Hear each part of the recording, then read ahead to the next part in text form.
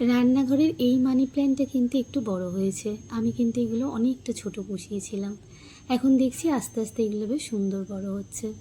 Hello everyone, আমি রিঙ্কু। আমার একটা নিউ অ্যান্ড ফ্রেশ ব্লগে তোমাদের ওয়েলকাম। সেইভাবে আহামরি কিছুই না যত্ন করে উঠতে পারি না এটার পিছনে। শুধু চেষ্টা করি উইকলি একবার ভালো করে ধুয়ে জলটা চেঞ্জ করে দিই।